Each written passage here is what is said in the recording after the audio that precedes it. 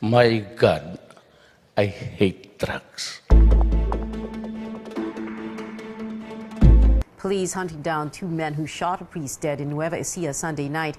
Father Richmond Nilo was preparing to celebrate Mass when two men on board a motorcycle shot at him. He died instantly, sustaining gunshot wounds to his head and body. Assailants fled on board that motorcycle. Father Nilo is the third priest killed in Luzon in recent months, but the police doubt there is a pattern to the killings. Actually, yung namatay na pare, hindi naman araw-araw may namamatay na pare, no?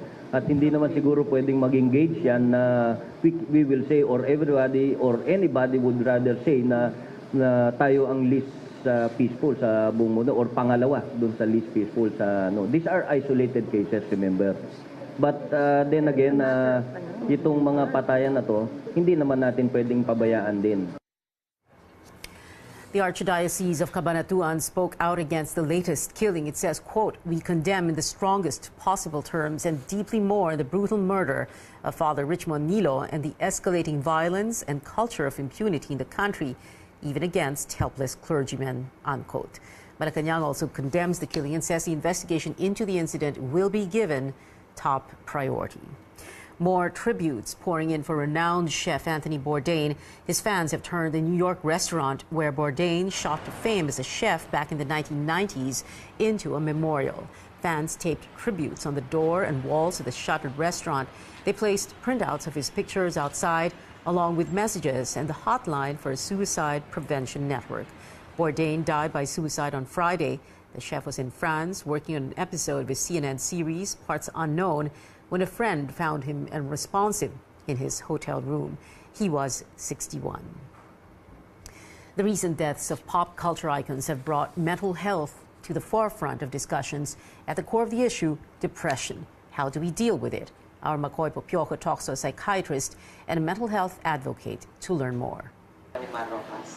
Filipino designer Jean Goldborn lost her 27-year-old daughter to suicide in 2002. Her daughter Natasha, a beautiful young bag designer who's making a name for herself in the United States, battled depression for years. Everything that has anything to do with depression I consider still a big mystery. To help with her own grief and help other people suffering from depression, Jean established the Natasha Goldborn Foundation in honor of her daughter. For over a decade, they have been advocating for mental health in the country. Psychiatrist Corazon Angela Cuadro says depression is such a tricky disorder to diagnose. When we want to consider medical depression or clinical depression, we are looking at symptoms that are very normal, can also be very normal, okay? So it's very important just to have an awareness that there is such a thing as clinical depression that we have to consider. The World Health Organization reports over 300 million people around the world live with depression. But how would one know if he or she has depression? Dr. Cuadro says they use the so-called Patient Health Questionnaire 9 to evaluate patients. Little interest or pleasure in doing things, feeling down, depressed, or hopeless, trouble falling or staying asleep or sleeping too much, feeling tired or having little energy, poor appetite or overeating, feeling bad about yourself or that you are a failure or have let yourself or your family down, trouble concentrating on things, moving or speaking so slowly, or the opposite, being so fidgety or restless, thoughts that you would be better off dead or of hurting yourself in some way. If you experience at least 5 of the 9 symptoms almost every day for 2 weeks, then that's suggestive or that warrants further evaluation. Okay, it's highly advisable that you consult with a medical professional. Dr. Cuadro adds early diagnosis could also prevent worst cases like suicide. For 7 years now, the Natasha Goldborn Foundation operates the Hope Line, or the suicide prevention hotlines in the Philippines. We get about 40, that's our average. But on a high season, we get as much as 70 to 80. Following the death of American designer Kate Spade and chef and TV host Anthony Bourdain last week, Goldborn reports they continue to receive at least 90 calls daily, double their normal rate. One of the most important things that we're being taught now is music therapy. Listening to music and journaling the feelings. What's most important is mindfulness. Sit down in quiet and just keep on breathing very, very slowly. Makoy Popioko, CNN, Philippines. Time now for the latest in sports. The Philippine men's team falls to Canada in a thrilling match in the FIBA 3x3 World Cup. Philippines failed to complete the massive upset as Canada stays undefeated in Pool C with a 20-19 victory. The two teams battled to the dying seconds after the Philippines overcame a 5-point deficit. But the Philippine squad fell short and slipped to 1 win and 2 losses to fall out of contention for the quarterfinals. The Philippines will face Russia later tonight at 7. Meantime, the King of Clay reigns supreme in Paris again. Rafael Nadal rolls to his 11th French Open title after defeating Dominic Thiem in straight sets in the final. No mercy here from the world's number 1. He claimed the victory 6-4, 6-3, 6-2. This is Nadal's 17th Grand Slam title. He also matches the record set by Margaret Court for most titles in a single major with 11.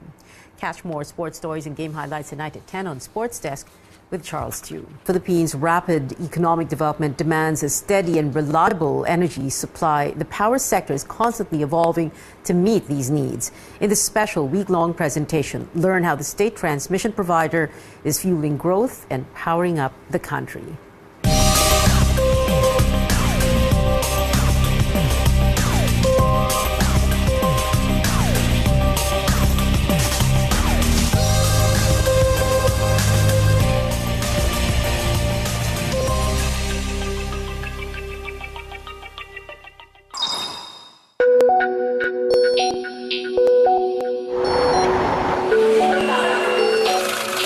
A mission to achieve reliable and affordable electricity. The Electric Power Industry Reform Act, or EPIRA, brought reforms to the power industry. Among these changes was the separation of the generation and transmission sectors.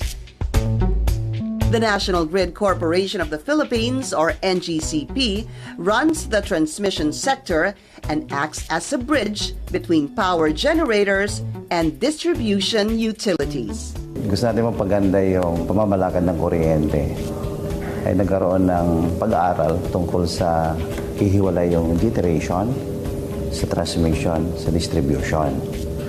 Yung transmission, yung dating pag-aari ng Transco, that's a government corporation, ay naibigay siya by virtue of the IPERA at duman ito sa tamang proseso, nakuha siya ng National Grid Corporation as a concessionaire. Ibig sabihin, the total national grid ng Pilipinas ay pinamanage ngayon, operated and maintained by National Grid Corporation of the Philippines. We have to maintain the reliability of the lines. We have to maintain the complete maintenance. So sa part namin, nag-start yan sa inspection. The transmission provider made many improvements since it was granted the 25-year concession to operate the country's grid. We enhance yung transmission facilities. Ang ibig sabihin yung mga tore, yung high voltage towers natin sa 500 kV, sa 230 kV, sa 138 kV, 115 down to the 69 kV. Lahat yan ay in-evaluate natin at pinag-aralan. And that's greatly improve our delivery of power doon sa level ng customer natin. Malaki yung na-improve kasi private company, yung customer satisfaction dapat ang palagi mong satisfied mo. At saka yung pinagkatiwala sa amin na concessionaire period na yon, dapat ipakita namin yung performance namin na nag-level up. At sa ngayon naman talaga, ang daming program ng NGCP na hindi lang sa facilities, pati doon sa mga tao, i-enhance mo, pati doon sa technology. NGCP wants to continue enhancing its service standards. We have a vision 2020. Our target is almost 20,000 MVA of substation capacity. And then 1,600 mega voltage support. And then we have a 2,000 plus circuit kilometer of transmission line. And then ang pinaka-significant project ngayon ng NGCP is yung Mindanao Visayas Interconnection Project. Our vision is to be #1 transmission service provider in Southeast Asia.